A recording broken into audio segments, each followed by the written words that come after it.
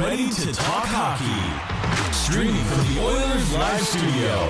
Subscribe or follow today.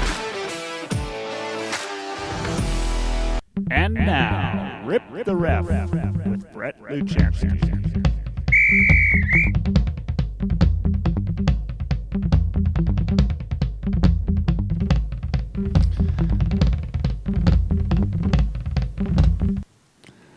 Hey, it's Michael back with Oilers Live for second half of Mega Thread Monday, which is Rip the Ref with Mr. Brett Luchansky himself. Edmonton's one of Edmonton's better refs. It's turned into just a lifestyle segment. That's right. It's a lifestyle. Not even about reffing anymore. It's not even about reffing anymore. How's it going, Brett? Oh, good. I had a good weekend. We had Friday off. I took Friday off, and we went to a little Miquelon Provincial Park. Yeah. And had a fire and stuff all day out there in the day use area, so it was really good. I've been working a lot of weekends in a row, so it was really nice. Nice.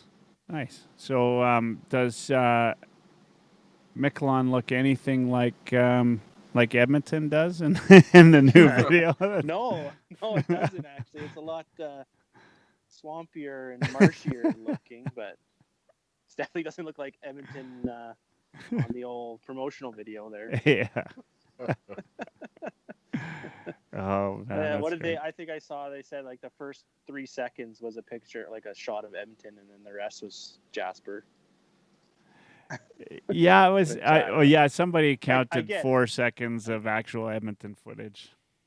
I get it. I get what the attempt was, but I don't know. I think it just didn't do it. Yeah. Bob says easily top 150 ref in Edmonton rec hockey. I'll have you know, top 50. Top. I was set to do playoffs till they got postponed. Wow. So there you go. There you go. Top 50, Bob. Take that. And to if the you bank. had Jason on, he'd confirm that. But we'll have Jason from the CCRHL on at some point in the future. Well, I think next week would be good because then that's the week before they're supposed to start. So. Yeah, I'm pumped. Like I'm ready to play some hockey. They are hard at work scheduling ice time and teams, and I think the deadline for registering was this week, coming up pretty soon here.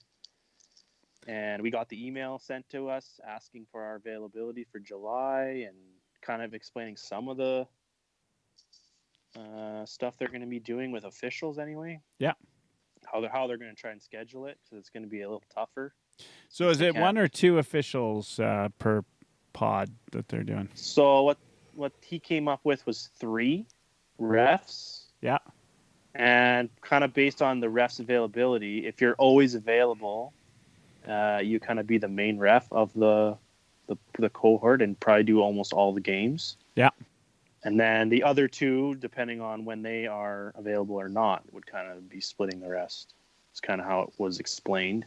We're supposed to have some kind of like a Zoom meeting before it all starts, and timekeepers, I don't think they really fell into that because they're able to distance themselves and they could wear a mask. Like, they can wear a mask in the box if they want to or have to, kind of thing. So I don't think they're really going to be stuck in the same pods as much as refs, because they know refs can't physically distance during the game. Yeah. No, that's very true. And any rules for not physically distancing during the game? No, not that I saw. There haven't been any amendments made to the good. The rule. I mean, I didn't see any amendments in the leagues that I'm going to play in, but that's good. That's good. I'm glad. I would hope that, especially it's rec hockey. It's summer. It's like 10 game schedule. I would hope it's kind of. I am dropping the gloves the very first time I get on the ice. Dropping them. Not so much of that face-to-face confrontation and stuff, but who knows? Yeah, no, I don't think there will be. It is rec. It's rec and it's summer hockey, and it's in men's rec hockey, it's going to take probably 3-4 weeks before half these guys can skate more than a 20-second shift anyway. So yeah. Well, and that was one of Jason's main points was like, we're just trying to put something together. And obviously they want to run a business, but they also just want to get guys to be able to play. A lot of guys want to play, and they want to just get you out there. It's not really about the standings. It's not really about the playoffs at the end of it. It's not even about the 5-on, like they're saying 5-on-5, 4. Shit, if you only got 5 skaters that showed up and a goalie, you guys can play 3-on-3 if you want. Like, yeah, I'd say they're going to be pretty loose on their restrictions. Like, even if, like, man, our team only has like 4 guys and your team has like 10. You want to just throw a couple guys on our bench? Like, you're in the same pod. I don't know if that'd be allowed or not, but yeah, from the COVID aspect, but from a league aspect, I think it would be fine. They just want to get the games in. It's not like before where it was like, no, you can't switch. You got to sign your name. We're not starting the game unless you have 6 players. Like, all that stuff's kind of out the window for this summer. Jason Buzzle on Twitter says, "Dime 'em, Luchansky. First time they look at each other, set the tone." Oh yeah. Yeah. So yeah. Yeah. Put your foot down. That's right. You said you're probably not going to be participating too much, but I think it should be a good. It would be good to get back on the ice, and do those things. Yeah, I'm not going to be on the ice because my leg and foot or whatever is still kind of injured, but also just from a health standpoint for my personal situation. I emailed and told him that. And he was fine with it. So, but I'm still going to do some games and be involved. See some of the guys again, but just from that aspect of it. I got a pretty good shot at placing top 3 in the league, right? Like if I, my team's got a pretty good shot at a bronze medal this year. 3 out of 4. Yeah, 3 out of 4, right? Is that the same thing for you? I guess it'd have to be both the same. Yeah. You know what? It'd be good. I'm looking forward to it. So guys, we had some homework to do this time, which I know we've typically been piggybacking off of Brett's favorite show, which isn't the Oilers Live pod. It's it's Nielsen's morning show on 1260, where they've been doing their funky drafts, and then really the Rip the Ref has been. Let's chat about what what Nielsen talked about the day before. Once we get done with the rec hockey talk, then we move on to that. That's right. That's how the segment goes. So, top sports movies, not necessarily hockey movies, but top sports movies in your mind. Your top 3, and then maybe a couple of honorable mentions. You want to start? Do you have one in mind? Who, me? Yeah, you. Yeah, sure. I'll start by saying that I have no hockey movies on my list. Oh, wow.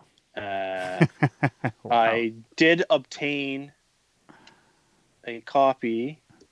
Yeah. From someone at work, Michael, that heard. Oh, from yeah. This podcast Nice. That I had not seen this. Nice. And so I told him, bring it in when you can. So yeah. he dropped it off. He left it on my windshield of my car. Well done. But I have not opened it and not watched it yet. So I'm going to need to get some time for that. I'm going to take full notes and break it down, I think. We'll see how many calls were missed or wrong in that movie. yeah. There would be a few. Yeah, absolutely. So I have 2 baseball and 1 football. Well, kind of 2 football, I guess. I'll give you 1 or all. Let's do 1. Give us 1, and then Mike and I will tell you why you're wrong.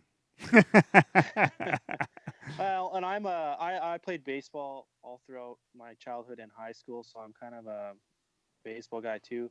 So my first one from a newer time period is Moneyball with Brad Pitt and Jonah Hill.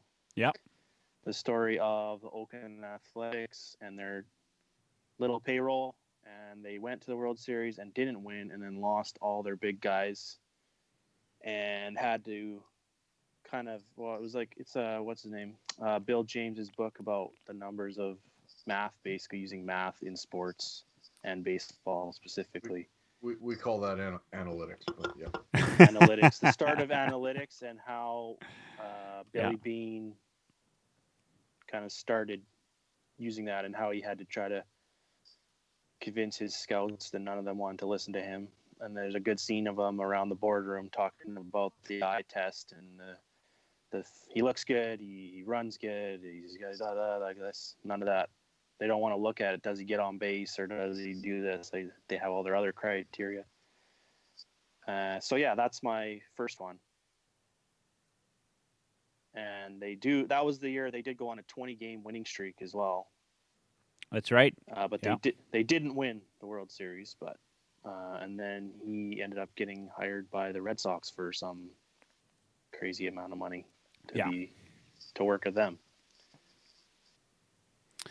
All right, that's number one. Mike, your thoughts? Is that in your top three? No. Oh man, what's one of your top three? Well, I got a baseball movie too. Bull Durham is in my top three. Oh man, Bull Durham for baseball movies has the best catcher-pitcher relationship there is. It's really well done. Now I'm not even sure Brett was born when Bull Durham came out. What year were you born, No, Brett? 87. It's you were still in diapers. Well, it could have been last year. But I Who have knows? seen that one. That was on my list too. Yeah, on my list too, because I've seen that one like a bunch of times. I think I told you why, but I've seen it on a bus a million times. Bull Durham is on my list as well. It's absolutely one of the best ball movies out there. Just a great movie. We've talked about Bob, by the way, says no hockey movie. Brett, signing off. This isn't a hockey segment.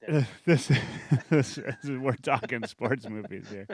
Yeah, no, Bull Durham. I mean, that is outstanding, and as I just think it's great. Everything about that movie, right? Just the fact that it's the minor leagues, and I mean, just the little things, the nuances of playing any sport, right? Like the don't mess with the streak sort of mentality, right? And I mean, I just love that movie. I'm not surprised it's in either of your top threes. It's in my top three.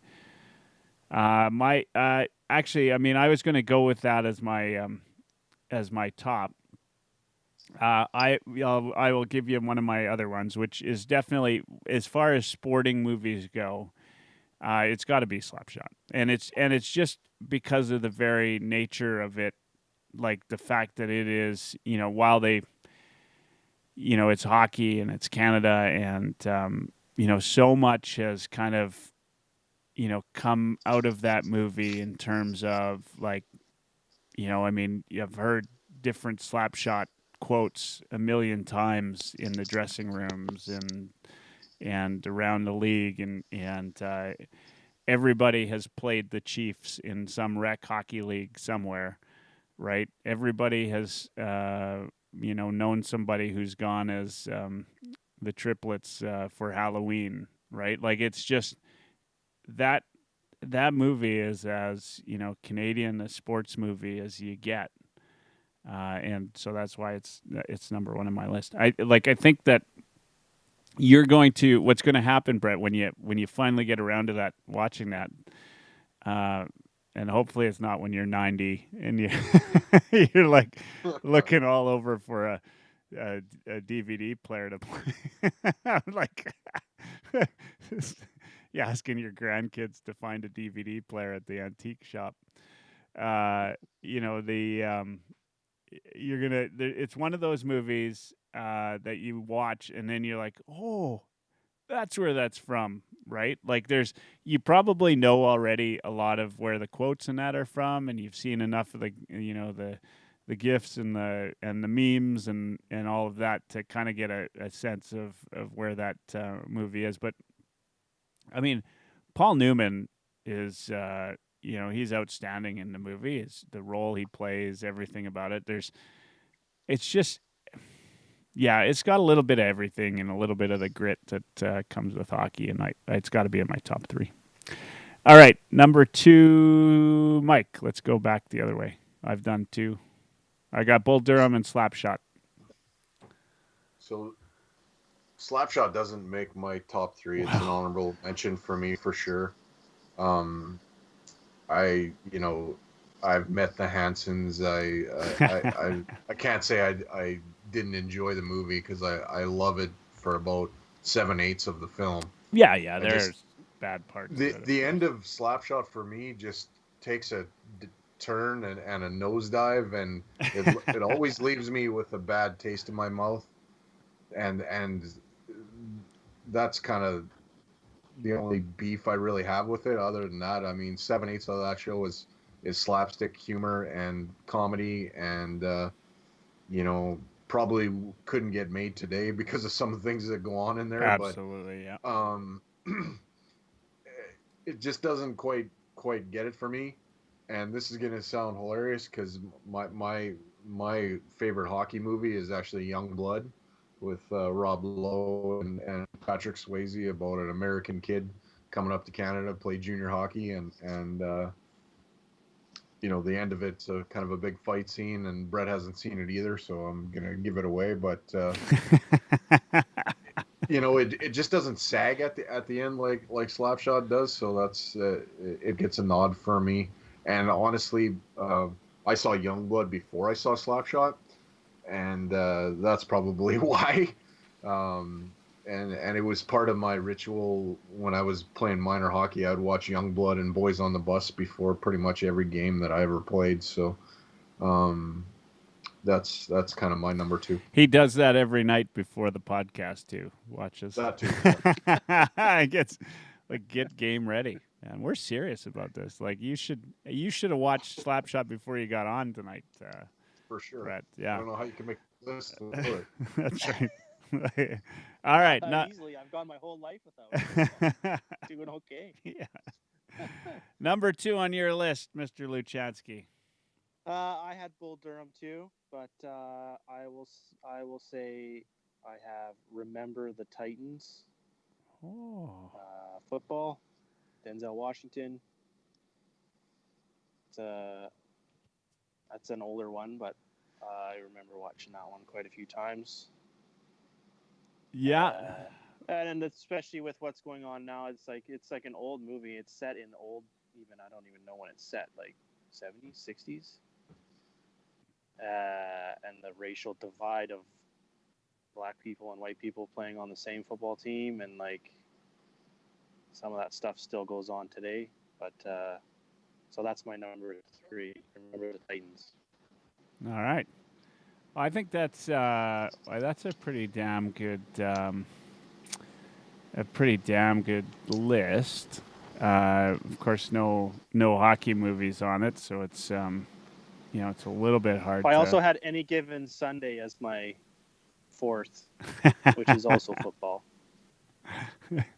That's mostly just for the one speech by Al Pacino, but yeah, it's a pretty good one too. So I for the last one, I mean, I had a little bit of a problem. I was trying to think about, one of the things that I was trying to think, because I'm not sure that I believe it myself, is pool a sport like billiards, like 9-ball? Because if it is, The Color of Money is one of my favorite movies. And so then that would rank up there in my top 3.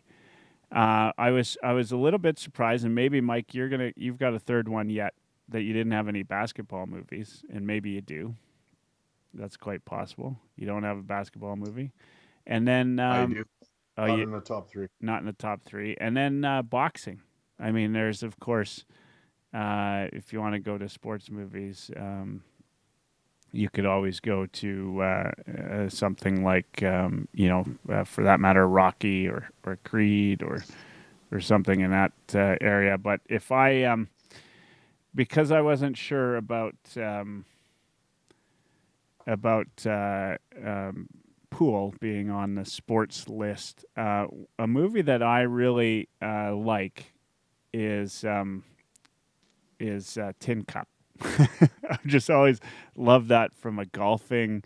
I mean, there's and that I guess that puts two Costner movies on my top list. And you know what? He's been in a lot of good sporting movies, and I'm not. He's all over the sports movies. Yeah, I'm not particularly a big Costner fan. Like, but he does play those parts reasonably well, and but I love Tin Cup. Like, there's so many. Bob says is Brett done so he can sign back in. Yeah. But Tin Cup is up there in my top three. Something about that movie I just love. I like. It just it's a good movie. And you know what? I suck at golf, but I still enjoy that movie. There's that other one with Will Smith that I really like too. Golf Legend movie. of Bagger Vance. Yeah, The Legend of Bagger Vance. It's not in my top three, and it's not even in my honorable mentions. But as far as golf movies go, that's certainly one of them. So, Mike, finish off your top three. The best football movie ever made. Oh, The Program. The Program. Yeah. the best football movie ever made. It's debatable, but yeah. Yeah. All right. So, what is it about The Program? It's just kind of a bit of a. I mean, it's cheesy in a sense, but Yeah. just the football scenes, like the guy gets mangled and ruins his career, and he thinks he's gonna be in the NFL and buying his mom a house and all that, and he gets injured and that gets thrown aside, and yeah, I don't know. I find that movie to be a bit of an adrenaline rush, and it's fun. And What's the movie? What's the football movie where it's like at the beginning of the movie they're talking about guys shooting up. I mean, that's pretty much every football movie, but shooting up on the steroids. At the end of the movie, there's a bomb in the arena. Do you remember that one? That one comes to mind as it's like a funny one. There was one called like The Fan with Wesley Snipes and That's the one. Thank you, The Fan. It's not football. It's baseball. It's baseball. Oh, yeah. Was it baseball? Jeez. Oh no, that's not the one I'm thinking of. Then stalker guy. No, And that's then not there's the one another I'm thinking one with, I think it's Morgan Freeman and Ben Affleck, where there's a bomb in the stadium. The Fan is funny, man. Some of all fears. No, that's not the one either. It's based off a Tom Clancy movie or book. Yeah, what was it called? Some of All Fears? Yeah. Apparently, there is a genre around Super Bowl disasters. Disaster movies. But there's that sudden death, the hockey movie with Jean-Claude Van Damme where he starts playing goalie for the Pittsburgh Penguins. Classic hockey movie right there. Yeah. Call that a hockey movie. Oh man. Yeah. Yeah, I mean, football is one of those sports though that is great for action movies, right? Like the way that they do the tackles and just the like you could do it with rugby, but I mean, as long as we're in North America, I mean, you do it around football. There's never been a really big CFL movie, has there? Never. Nope. Well, damn it. We're gonna produce that big opportunity there. Yeah, tens of people would watch that. All right. Honorable mentions. Brett, honorable mention. Well, I already gave mine. Any Given Sunday. Oh, yeah, Any Given Sunday. All right. And that's mostly just for the Al Pacino Piece with Inches speech. I don't know if you've heard it, but yeah, you could Google it. No, I definitely It's pretty have. good for football, but it could work for almost any sport if you changed a couple words. Yeah, and it's been played forever. What, Mike? What do you got? Well, you had I got a few. Slapshot, but another one. I got a few. Like Rocky IV's got to be there for me. White Man Can't Jump. I knew there had to be a basketball one in there somewhere. Yeah. Well, you don't have Space Jam with your boy MJ? Space Jam has gotta be. It has gotta be. It's a cartoon. That's a different. In my mind, one of the best, and we're going back a long ways. One of the best basketball movies, and Brett's probably never even heard of it. Is Hoosiers? Yeah. Yeah. Gene Hackman. Yeah. Yeah. What about sports comedies? Happy Gilmore. Oh, Happy yeah. Gilmore. Dodgeball. If you want to get into if dodgeball is in fact a sport on ESPN Ocho. You know what's a good one that's a little more off the beaten path? Kingpin. Kingpin. Love that bowling. movie. Absolutely love that movie. Yeah. That's Basketball. Yeah, I still. Okay, so I have not seen that. It's Major not bad. League, though, the premise behind it, everything, it's actually, it's fun. Like it's funny. Like it was before its time, right? Like it was just kind of like the idea around it and how they did it. It was well done. I haven't watched it in years, and I'm sure if I watched it today, I'd probably absolutely hate it. But Bob says There's most. Sorry, go ahead. Oh, I was going to say Bob says most popular sports movies on IMDb in this order: $1 Million Baby, which I haven't seen yet, actually, surprisingly. Rocky, which I've definitely seen, and Warrior. Which one is Warrior? I haven't seen that. I don't know what that is. Huh. All right. Sorry. Okay. Brett, you were going to say? Oh, I was just going to say, you're talking about these silly ones. It's like there's a baseball one. I forget the names of them. There's two of them. There's one where kid grandpa owns the Twins and then dies and then leaves it to somehow the kid Angels in the outfield or something the owner like that? and then the manager. Oh no, Angels outfield, that's different. This is I think it's Little Big League or something. Yeah, Little Big League. That's what it's called. He's the manager of the Twins. Yeah. And then the other one that I always remember as a kid was I forget the name, but it has to do with the Cubs.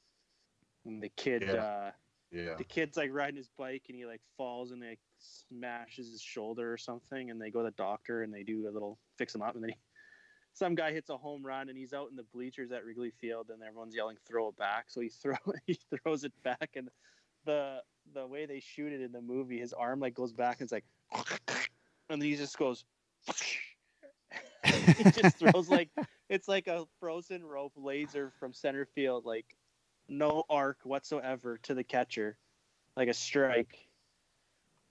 And so then the Cubs want to sign this kid and put him as a pitcher for their team. He's like, I don't know, 13 or something, or 12. It's just like a stupid thing. I just always remember. I remember watching those ones as a kid. It was funny. Sandlot. Sandlot. That's a good one too. Yeah.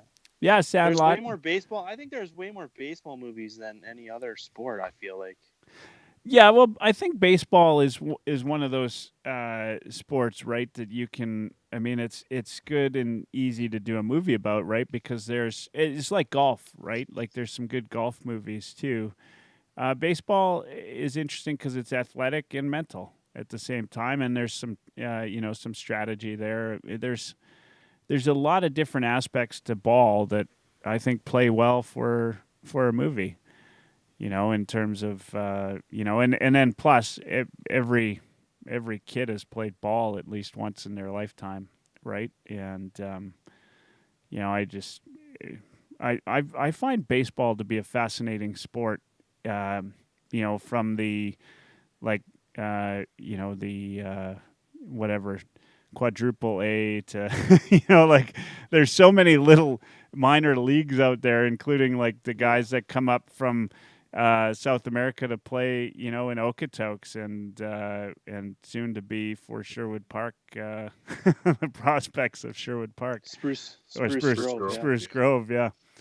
Like those guys, like there's some guys that go like halfway across the world to play for. I can only imagine is just enough to buy yourself a burger at the end of the game, right? Like they're not making any money, and they're just out there to. They just want to keep playing. Yeah, they just want to keep playing, and that's the fascinating thing about Bull Durham, right? Is it just seems like it could be true. I don't know, like it could be a true story, right? Like there's so much about that movie that is really great. There's lots of good baseball movies too. Like Michael, have you seen Mr. Baseball? Oh, where he goes and plays in Japan? It's like cut by the Yankees, and he goes to play in, I think it's Japan. Yeah, Korea, Japan. It's Japan, yeah. Yeah. I don't know why. I just thought of that one. I think it was on TV. Not too long. Man. Field of Dreams. There's another one where another Dennis Kevin Quaid. Costner. Yeah. There's one with Dennis Quaid. I think it's called The Rookie, where he's like a teacher and he. That's a true story. Yeah, that one's based on based. a true story. Yeah, He went and tried out for the Rays and then played in the minors and actually did get called up and pitched in at least a game or two. Yeah. Maybe they'll do changing his kids' diapers at the open tryout, waiting for his turn. All Lee with Will Smith is a good one too. Who owns the rights to David Ayers or whatever his name is? Yeah, there you go. Yeah, or Foster. That it turns out we were talking earlier, Brett, about the February 1st Oilers Flames game, and they mentioned, and I'm not sure how it came up, but the announcers, I think it was DeBrusk, was calling that game, doing color. He talked about Foster. Because after the goalie fight, they had one backup goalie, and then they were talking about Foster. So the David Ayers game hadn't even happened yet as of February 1st, and so that was the biggest news. Was when was it Chicago or Detroit? Chicago, right? Chicago. Yeah, Chicago, when he came into Chicago, and when Smith and Talbot were tossed, I guess they only have one emergency backup. So they had started to get down that. Yeah, they had started to talk about it, and then they were like, "Well, let's not worry about it till it happens." But there was one guy. I mean, like how much contingency can you have? Like even just to have one guy there every game, just on the odd chance that it has to happen, is quite a feat in itself. Then to say if you're gonna be prepared to have two, one for each team, like that's just. It just seems like crazy because like it's never going to happen, but it will happen one time, and I don't know what they would do. Yeah, I mean they'll find something, or they'll postpone the game, or who knows. I mean, I can't imagine what needs to happen. You got to figure a goalie fight has to happen so that two guys get kicked out, and then somehow, or maybe it's another, maybe it's a really good rivalry, and there's a second goalie fight. That would be, I would love to be at that game, for sure. That would be, you have two goalie fights in one game would be fantastic. Oh, I wouldn't like to be reffing it. That's for sure. Yeah, no. Well, yeah, you would. I mean, that's the kind of game if you're. I think that definitely you that's the kind of game you tell your kids about, right? I was at that. I reffed that game. I pulled Smith away from Talbot, and then I'll be okay with reffing it when there's all these other people to watch numbers and see and videos to go back and make sure everyone gets everything. But in my games, you just end up missing half the shit because you can't look everywhere at the same time. Yeah, it's fair enough. Oh man.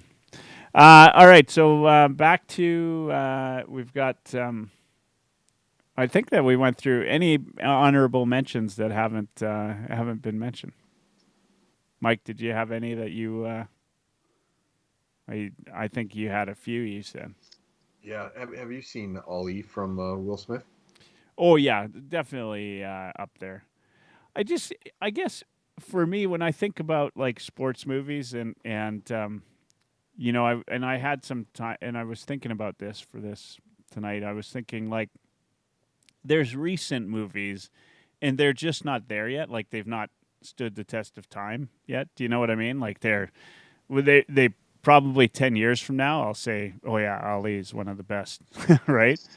But it's still got time, right? Will Smith is another guy that'll make probably a dozen really great sports movies by the time he's retires, right?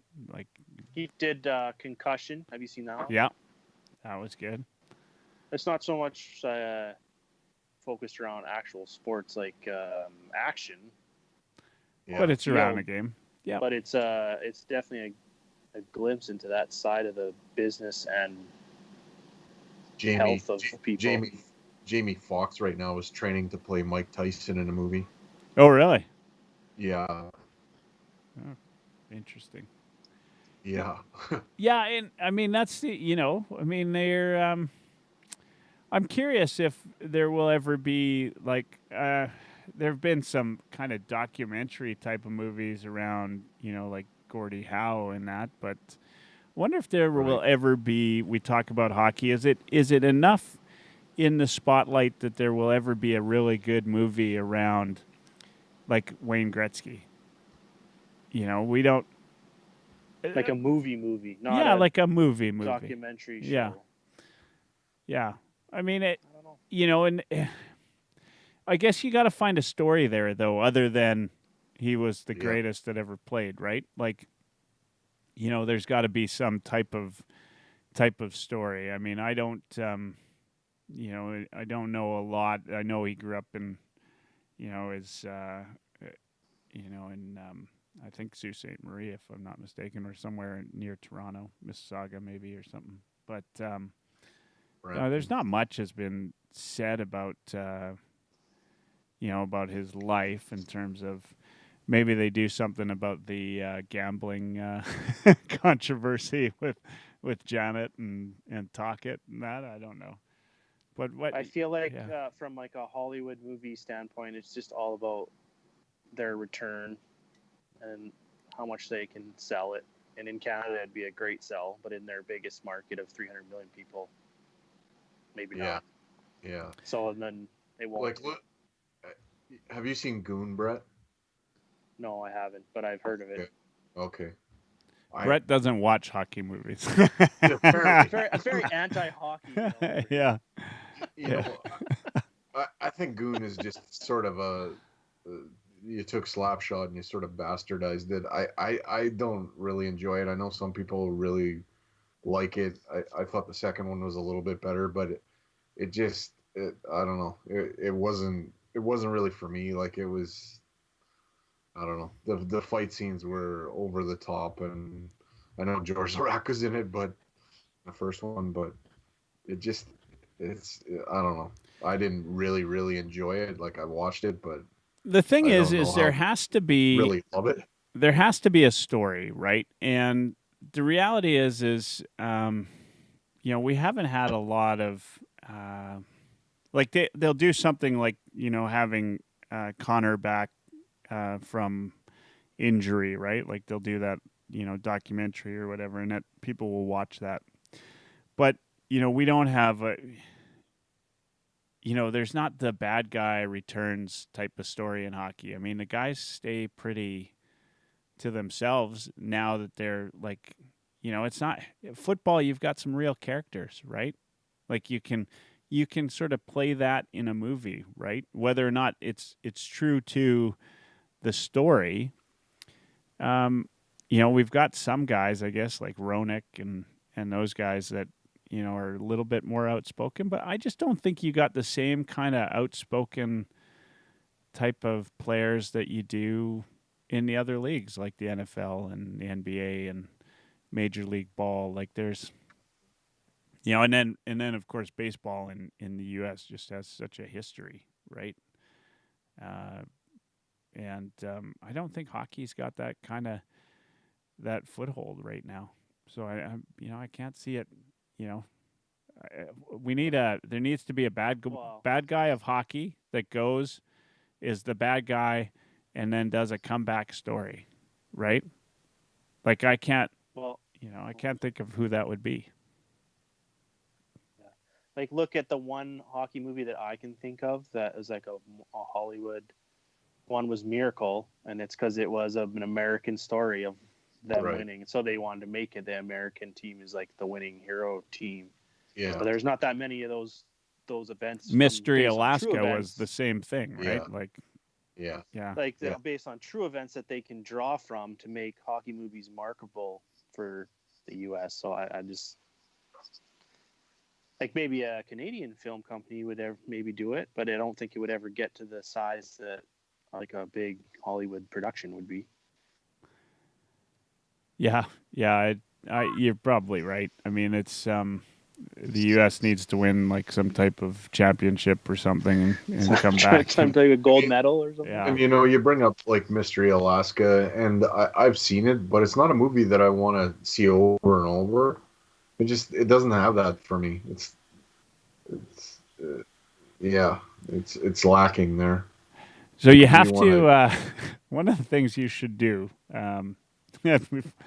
is go on to Google and type in top hockey movies of all time, and there are a whole bunch of movies that like you'd never even you've never even heard of before that are like for instance, talking about Gordie Howe. In 2010 they made a Mr. Hockey movie.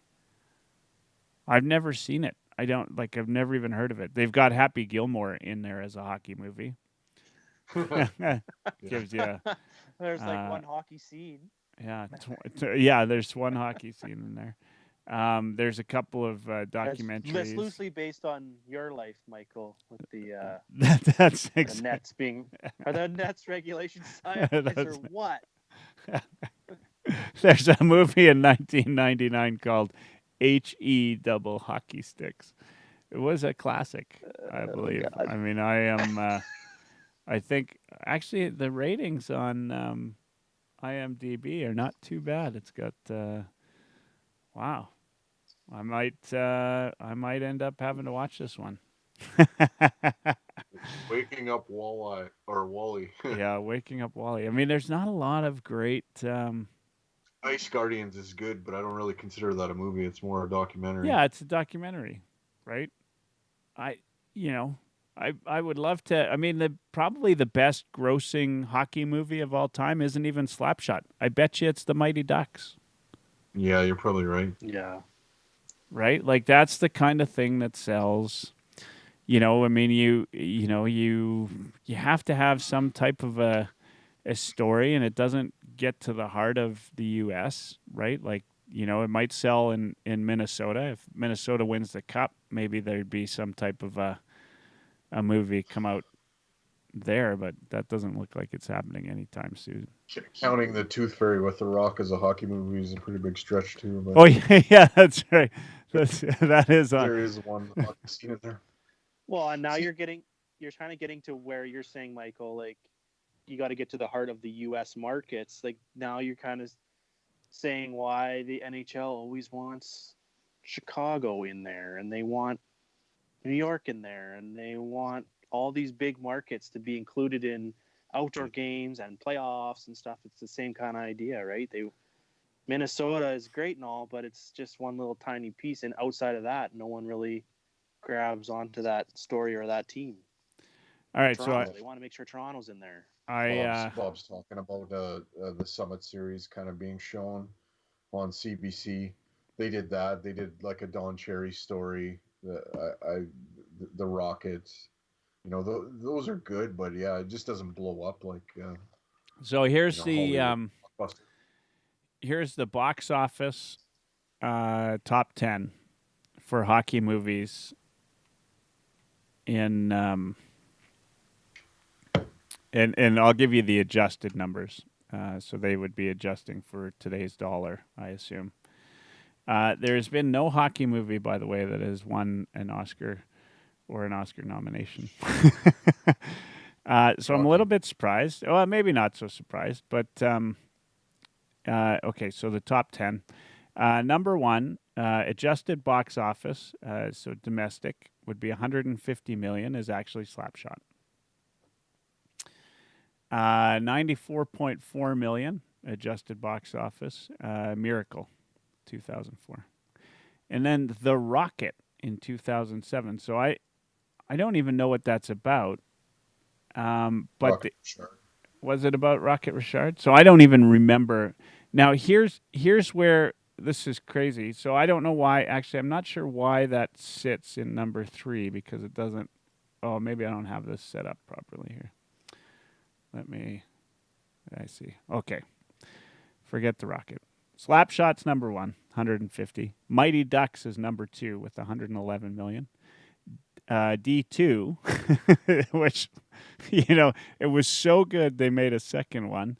D2 was 101 million. And then Miracle was 4th with 94 million.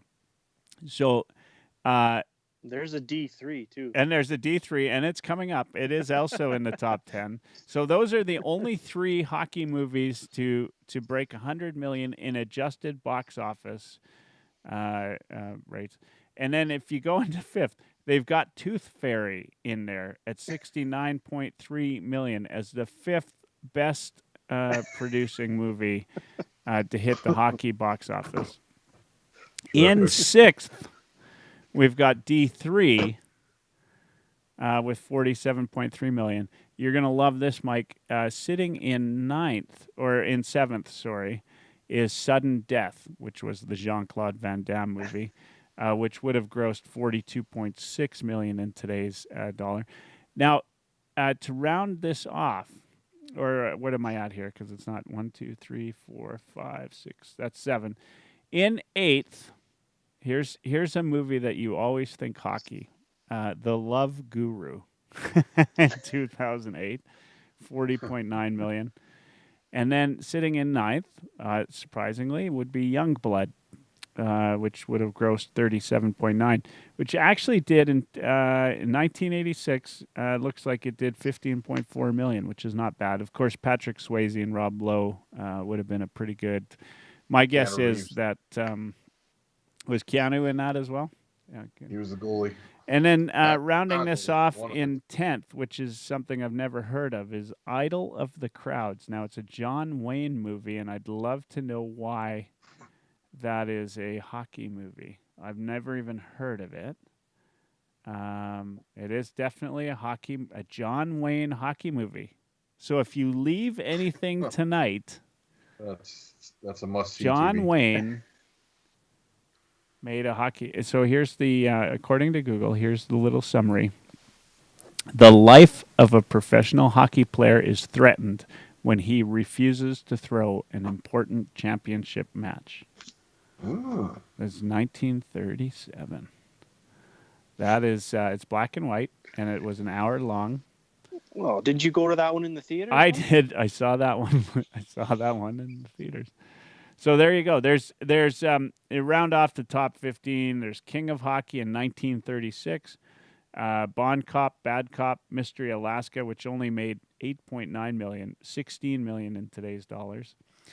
Face Off, which was not the one that you think of. This is a 1971 movie with Bruce Armstrong. Goon, which only made 4 million. Which is crazy because Connor could basically buy that movie then with his whole salary 3 times, right? Touch and Go, which I've never heard of, Michael Keaton. The Rocket, which we just talked about, 2007 with Roy Dupuis, and then Goon, Last of the Enforcers, kind of rounds that off. But that's how much hockey movies are a big box office draw. Is that Tooth Fairy's in there. And there's a big drop off. Yeah, like it goes before you're done the top 10, you're in the $20 million box office. Like you can't even you can't even pay a hockey player enough to appear in that movie, right? Like, what would you? The appearance fee would totally blow out your budget for those movies. But definitely going to go watch Idol of the Crowds with John Wayne. I don't even know where you would. We'll have to figure out where we can watch that. It's got to be. I wonder if it's on Netflix or if it's. I wouldn't even know. I'm going to get a copy of that, guys, and instead of airing the podcast, which, by the way, this podcast almost puts me in the top 10 of hockey movies. It's not too bad. Anyway, surprising. I guess this is. Any of that surprise you guys at all? Are you surprised that Tooth Fairy is a hockey movie? I feel like there's the top couple, and then there's that big drop off, and I think it's just because of what we said. Like, it just doesn't grab an American audience, and that's the main box office money for North America, obviously. There's a movie that I need to see, apparently, called Race, and it's about Jesse Owens' story. I'm just looking at a bunch of movies here, like, Brett hasn't. I know he hasn't seen The Natural. Yeah, have you seen The Natural? No. Yeah, there's a few. I've been staying quiet here. You guys are listing a bunch that I've never seen. I'm just not saying out loud. So you haven't seen the John Wayne, the big John Wayne. I think I kind of know who John Wayne is, but Blindside was good, and then if we're allowing martial arts as sports movies, Karate Kids were good. Yeah, I'm just kind of cruising through here. Yeah. Yeah, there's some good sports movies out there. Caddyshack, Cool Runnings was funny. Have you seen Caddyshack? That's a good one. I should have thought of that one. Yeah, that's a good one. Wow. I like that one. I'm impressed. And nobody brought up Rudy. Rudy seems to get a lot of attention as a football movie. Longest Yard, like the remake and the original with Burt Reynolds. Yeah, The Longest Yard is the premise of it's pretty good. The most recent. I don't know that I've seen the original with Burt Reynolds. But it's considered a classic, it's good too. Right? Yeah, it's good too. Yeah, but the last one was with Adam Sandler. Sandler, yeah, and it falls down in a few areas for sure. It's not great. Well, they had Bob says Waterboy. Yeah, Michael Irvin's in that to kind of put like somebody that can actually catch a football in the movie. So yeah. We're at 10:30, guys. We talked sports movies. We learned that nobody cares about hockey outside of us. that maybe that announcer or the sports guy in the U.S. was right. Maybe we're living a sad existence. Hockey doesn't matter. It's not even in the top 4. I'm not sure what the top 4 is, but anyway, hate to break it to you guys. Well, whatever. We love it. I think we should make it our mission to write the screenplay for the greatest hockey movie to ever. Alex Miller says he loves the movie Grown Ups. Like we're not that on this. Here comes the boom. Here comes the boom. Any if you consider wrestling a sport, there's some good wrestling movies. Don't tell Jeff Aid that. he'd be mad that I even brought it up, that there's even some possibility that wrestling wasn't a sport. There's, I mean, you got to debate then what what sports are sports and what are games, and if there's a difference before I guess you go down this path. Did they do the draft yet on this? On the sports moments? Yeah. Oh, it's sports no. moments. That's what it was. Yeah, no, they didn't do it because Nielsen was gone. So I think it's happening this week. Oh, yeah. And they got Nielsen and Lieutenant Eric, and then they got Lowtide and Dave Jameson, two old guys. So it's going to be interesting to see where the picks fall. Those guys will be picking all Lowtide will be picking all Expos baseball memories probably, or stuff from the 70s. He's got he's like Stauffer. Like Lowtide's got this unbelievable memory, right? Like he can remember, what like how Gretzky had his coffee, right? Was it like one cream, one sugar? Favorite story that Lowtide tells is the one where he used to play rotisserie baseball, which, from what I can gather, is like kind of like fantasy baseball, but back in the days when there was no computers. Oh, geez. Yeah. Like you'd have to go look at the paper and find the stats and stuff. And I don't know, some pitcher made him lose his matchup, and he was so mad he went out and chopped a tree down in his yard. And then ever since then, he didn't play it anymore, or he wasn't allowed to, I guess. Maybe his wife told him he wasn't allowed to, or he decided he wasn't going to play. That's one of the best stories that he ever tells. This is the story of his rotisserie baseball, and then he chopped down a tree. Well, I'll have to.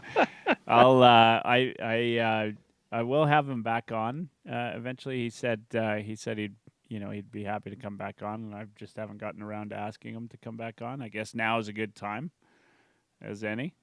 Yeah, we could replace the Rip the Ref segment until. Oh. Yeah. Well, will you let me come on and just be on just to listen? Yeah. Oh yeah. No. Absolutely. I know you're such a big 1260 fan. I don't think I'd have Lowtide on here without having you on here. Just like I wouldn't have had Nielsen on here without having you on here. Yeah. Anyway, guys, we're at 10:30. Let's call it a night. We managed to. I just have one final thing. If I could. Mike? Oh no! Oh, wow. No, it's nothing. I'm not paying you overtime. That's all. No, it's okay. No, you don't do double time. No double time on the pod here. Okay. No, it's just I just want to mention that it's public knowledge now. I don't know if you've seen me posting about it, but last week, the Dan Myers, who was the founder and up until recently the president of the CCRHL, actually passed away last Thursday from cancer. I guess I didn't know this, but he had been battling cancer for a number of years. But then right at the beginning of June, he was diagnosed with something more serious, and it didn't take. It was last Thursday that he passed away. We got an email, a letter from him, kind of saying what was going on in broad, vague terms. The Tuesday before that, so it was maybe 10 days, and I have only been in the league for 3 years, since 2017. I knew him. I met him a fair number of times, and and I've come to know that he played rec hockey, and he didn't like how some of the leagues around Edmonton were doing things, or I don't know what the specifics were, but he decided he was going to build his own league. And I think it was about 10 or so years ago, maybe more. Started out with how many teams, I don't know, 5 or 6 or whatever. And he built his dream of making a better league for anyone to play in, regardless of your skill level. And I think he did achieve his dream. And so, I just wanted to mention that. It took me by surprise that he was battling through that, and then the fact that he was gone so soon after I found out. And was kind of hard to wrap my head around this weekend. So it was good that I had Friday off and we went out to the lake there, and I hung out with my kid, my wife, and stuff. And it just really makes you think. And he's not an old guy. Like he's older than me, but like I don't know, he's in his 40s. So like it's a hard one for sure. But he did create quite a very good league, I think, and it's grown to over 200 teams in the winter. And if we do have Jason on, I think he's a good guy to keep it going. So I just want to put that out there. How did Dan? How did he spell his last name? Myers. Myers. Yeah. Yeah, that's and did he run the CCRHL Twitter account? Was that him that would interact? Do you know? Or I don't think so. No? Okay. No, it's still going. So I just just placed at the end here on the credits. Rest in peace to Dan Myers. I think we've.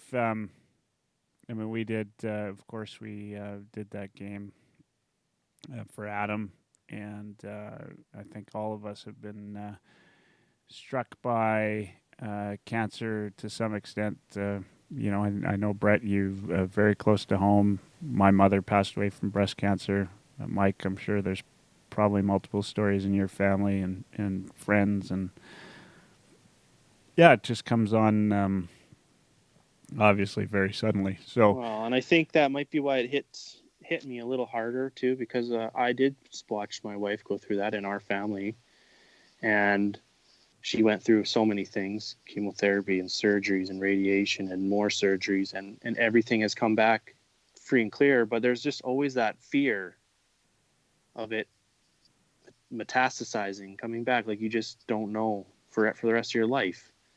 And so every time this happens to someone that I know, and they're young guys or young women, young men, and it just I don't know, maybe it's more personal to me with my connection to it, but it's just tough.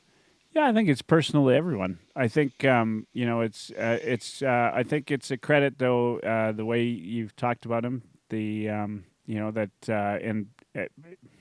geez, I love hockey. You know that. You guys know that. I'd probably tell you guys to stream the podcast on your own tonight if I had a hockey game to go play. And for a guy that obviously loves it enough that he created his own league and was a player himself and wanted to do something better, and then that's and he was always striving and passionate to make it the best and make it better. And he always, he was always trying to keep his customers happy, but on an official side, he did ref in the league for a number of years, and in the last few years he didn't, and maybe that's why now that I know this, but I didn't know that at the time. But he was the guy doing the suspensions and stuff, but he's also trying to run a league with customers, but he always had the officials' backs on almost everything, even if some of them didn't deserve it, probably 100% of the time. But, I don't know. I just wanted to mention it because it was from Thursday for the whole weekend, and still, it's just keep thinking about it. So, I'm glad you did mention it.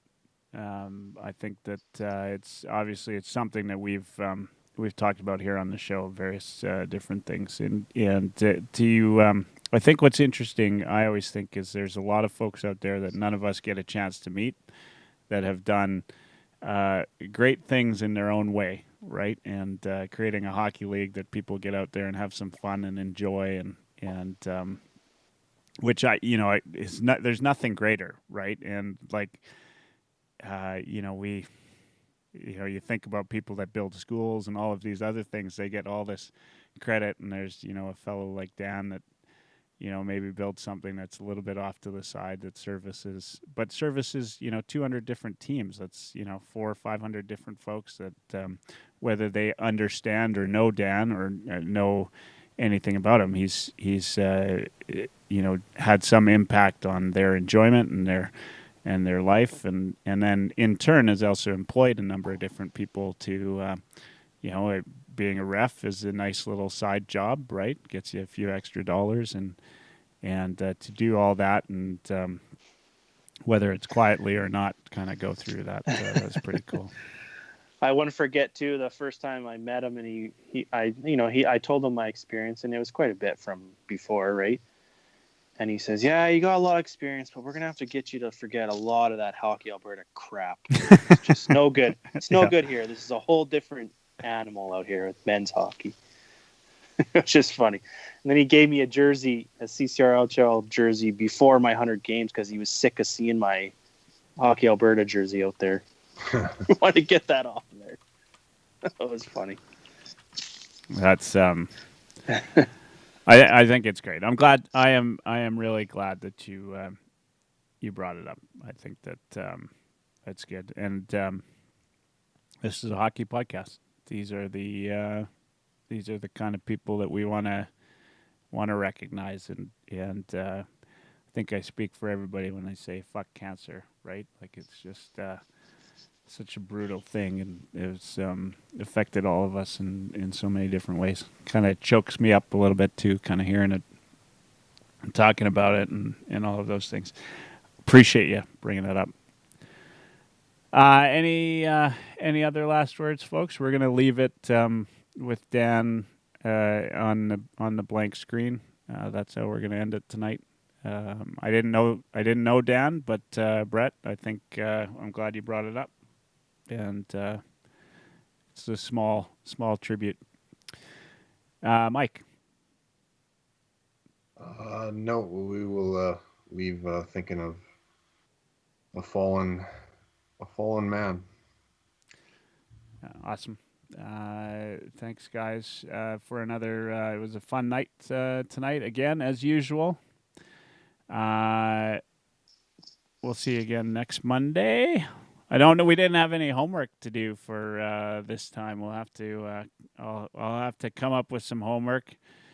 And one of these days, Brett's going to come on and tell us how much he loved Young Blood or Slapshot or the Tooth Fairy. And okay, Brett, have you watched the Tooth Fairy before Slapshot? yeah. Or what? Yeah, you were Pretty much. That's pretty much the end of it. All right, guys. It's Michael from Oilerslive. Special thanks to Brett Luchansky and Mr. Mike Dursa for joining me as usual on Monday nights. And please, rest in peace to Mr. Dan Myers, the founder of the CCRHL. Thanks for bringing that to our attention, Brett. Everybody have a great night.